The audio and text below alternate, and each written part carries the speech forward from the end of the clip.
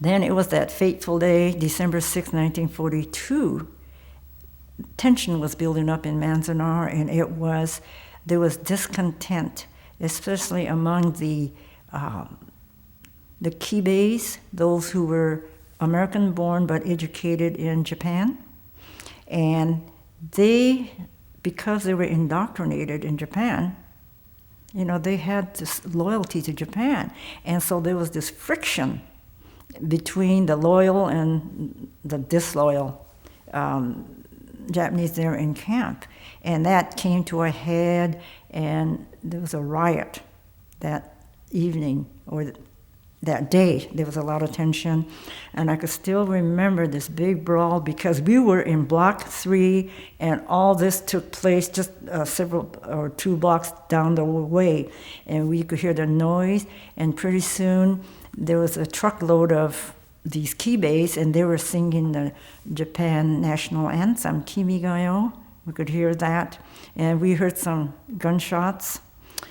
Well, one person was killed and another wounded, and then there was martial law was instituted, and so everything closed down. They had to shut everything down, except the basic services, the hospitals and post office and all, and the churches were allowed to remain open, but other assembly was not permitted. And so here we had another break from school. Then, because of the Bainbridge people feared about this tension and all, they requested transfer to Hunt, Idaho. And so that occurred on February 24th, 1943, that most of, not all, went to Minidoka. And when we got there, it was basically the same setup, the same rules, and meeting new people, going to school, doing, different activities. However, by that time, things were pretty, things were beginning to loosen up a little bit. And people were permitted to get day passes to go to Twin Falls to shop or go see a movie or whatever. And then, of course, you have to come back. But there was a bus service that, went to back and forth. The one thing is that we had, different over there, there was this canal. And we went swimming in that canal, which is really very dangerous because there was big drop-offs, and if you couldn't swim and you went into one of those drop-offs, you could drown, and a person did drown in that canal. But we were young and daring.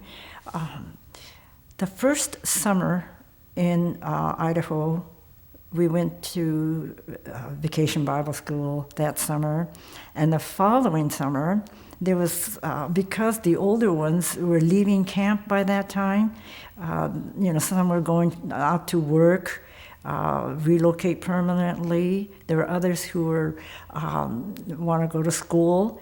There was shortage of manpower, so they sent out notices saying, we need nurses' aides. And so my friend Yuri and I signed up. And here we were mere 14, 14, going on 15. And they gave us training for 2 weeks. They taught us how to make beds, how to take care of patients, and all that, and how to read these medical terms and shorthand. So that summer, she and I worked at the hospital, and that was good experience because I had much earlier decided I wanted to be a nurse, and this was a wonderful opportunity. So I really enjoyed that. And then, of course, when school started again in the fall, I had to, go back to school.